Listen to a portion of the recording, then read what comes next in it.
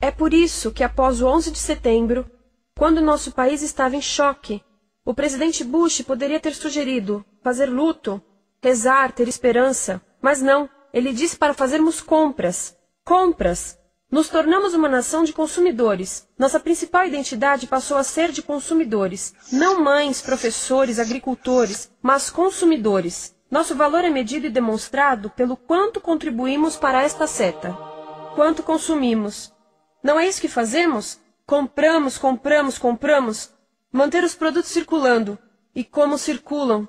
Sabe qual a porcentagem dos produtos que circulam através desse sistema que ainda são usados 6 meses depois da venda na América do Norte? 50%? 20%? Não, 1%. 1. Em outras palavras, 99% das coisas que nós cultivamos, processamos, transformamos, 99% das coisas que percorrem o sistema são lixo em menos de 6 meses. Como é que podemos gerir um planeta com esse nível de rendimento? Mas não foi sempre assim. Hoje, o consumidor médio americano consome o dobro que há 50 anos. Pergunte à sua avó. No tempo dela, a boa gestão, a engenhosidade e a poupança eram valorizados. Então, como é que isso aconteceu? Bem, não aconteceu simplesmente. Foi planejado.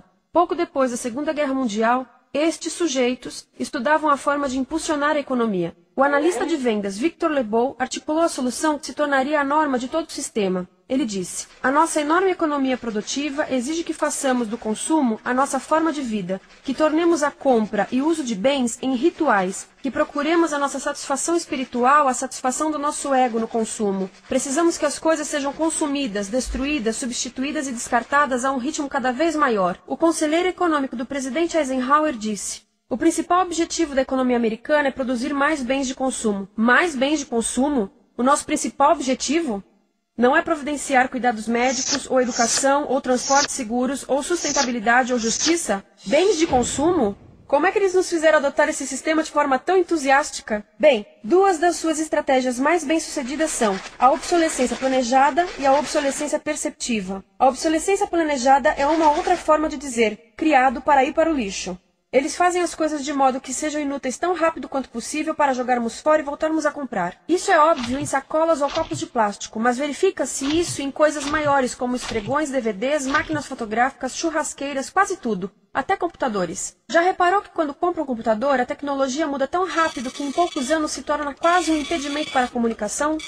Fiquei curiosa e abri um desses computadores para ver o que tinha dentro, e descobri que a peça que se muda a cada ano é apenas uma pecinha no canto. Mas não se pode mudar apenas essa peça, porque cada nova versão tem um formato diferente. Tem que jogar tudo fora e comprar um novo. Estive lendo sobre o design industrial da década de 50, quando a obsolescência planejada começou a aparecer. Esses designers eram muito claros sobre o assunto. Chegavam a debater quão rápido conseguiam que um aparelho avariasse, mas de modo que o consumidor mantivesse fé suficiente para ir comprar outro. Foi tão intencional, mas as coisas não avariam suficientemente rápido para manter essa seta funcionando. Por isso existe também a obsolescência perceptiva. A obsolescência perceptiva nos convence a jogar fora coisas que ainda são perfeitamente úteis. Como fazem isso? Mudam a aparência das coisas. Por isso, se comprou suas coisas há alguns anos, todos percebem que você não tem contribuído para essa seta. E como o nosso valor depende da nossa contribuição para essa seta, isso pode ser embaraçoso. Por exemplo, se eu tiver o mesmo monitor de computador gordo e branco na minha mesa por 5 anos e a minha colega tiver comprado um computador novo, ela vai ter um monitor plano brilhante que combina com o computador, com o celular e até com as canetas. Ela parece estar operando uma nave espacial e eu pareço que tenho uma máquina de lavar na mesa. A moda é outro bom exemplo. Já se perguntou por que os saltos dos sapatos das mulheres passam de largos para finos num ano e no próximo de finos para largos? Não é por haver um debate sobre qual deles é mais saudável. É porque usar saltos largos num ano de saltos finos mostra que você não contribuiu recentemente para a seta. Por isso não vale tanto quanto a pessoa com saltos finos ao seu lado, ou em um anúncio.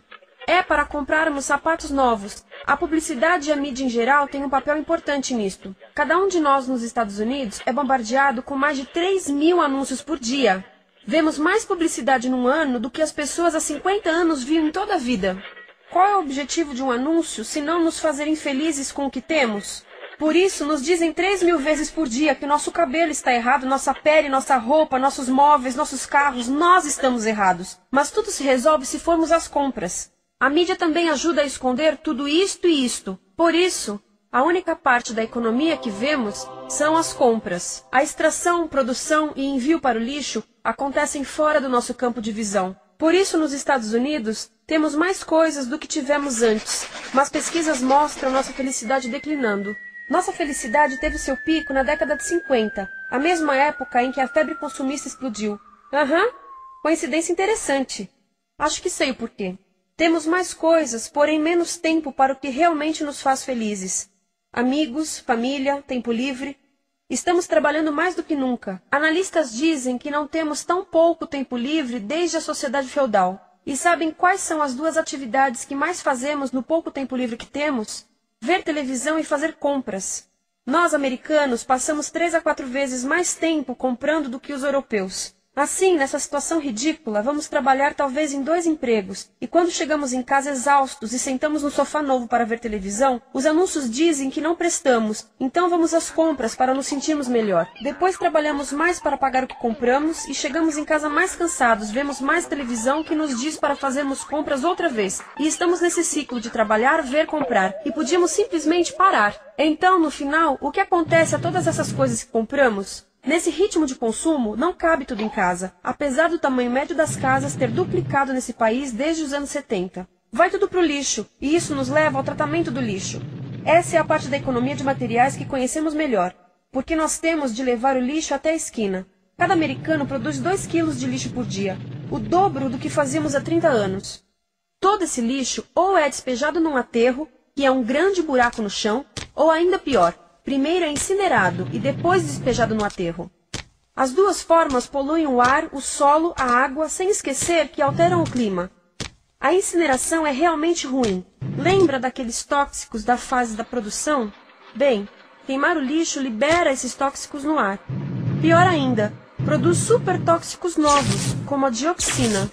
A dioxina é a substância mais tóxica feita pelo homem, e os incineradores são a principal fonte de dioxina. Isso significa que podemos parar a principal fonte da mais tóxica substância conhecida e feita pelo homem, simplesmente parando de queimar o lixo. E podemos parar hoje. Algumas empresas não querem criar aterros e incineradores aqui. Por isso, também exportam os resíduos. Então, e a reciclagem? A reciclagem ajuda? Sim, a reciclagem ajuda. Ela reduz o lixo nessa extremidade e depois reduz a pressão para minerar e colher mais nessa extremidade. Sim, sim, sim, todos devemos reciclar, mas reciclar não é o suficiente. Reciclar nunca será suficiente, por 2 razões. Primeiro, o lixo que vem das nossas casas é apenas a ponta do iceberg. Para cada saco de lixo que deixamos na esquina, 70 sacos de lixo são criados anteriormente, só para fazer o lixo desse saco que deixamos na esquina. Assim, mesmo que pudéssemos reciclar 100% do lixo das nossas casas, não se chegaria ao coração do problema. Além disso, grande parte do lixo não pode ser reciclado, ou porque contém demasiados tóxicos, ou porque é criado de início para não ser reciclável, como aquelas caixas de suco, que têm as camadas de metal, papel e plástico, todas coladas. Não dá para separar essas camadas para reciclá-las.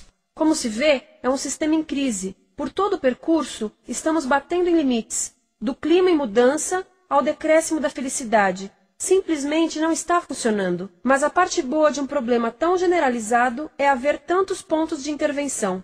Há pessoas trabalhando aqui salvando florestas, e aqui na produção limpa. Pessoas trabalhando em direitos do trabalho, em comércio justo, em consumo consciente, no bloqueio de aterros e incineradores. E muito importante, em recuperar o nosso governo, para que seja realmente pelas pessoas e para as pessoas. Todo esse trabalho é criticamente importante, mas as coisas vão realmente começar a se mover quando enxergarmos as ligações, quando enxergarmos o panorama geral. Quando as pessoas ao longo do sistema se unirem, poderemos reivindicar e transformar esse sistema linear em algo novo, um sistema que não desperdice recursos ou pessoas, porque aquilo de que precisamos nos livrar é da antiga mentalidade de usar e jogar fora. Há uma nova escola de pensamento nesse assunto, e é baseada em sustentabilidade e equidade, química verde, 0 resíduos, produção em ciclo fechado, energia renovável, economias locais vivas. Já está acontecendo. Há quem diga que é irrealista, idealista, que não pode acontecer. Mas eu digo que quem é irrealista são os que querem continuar pelo velho caminho. Isso é que é sonhar. Lembre-se que a velha forma não aconteceu por acaso. Não é como a gravidade que temos que conviver. As pessoas a criaram, e nós também somos pessoas. Por isso vamos criar algo novo.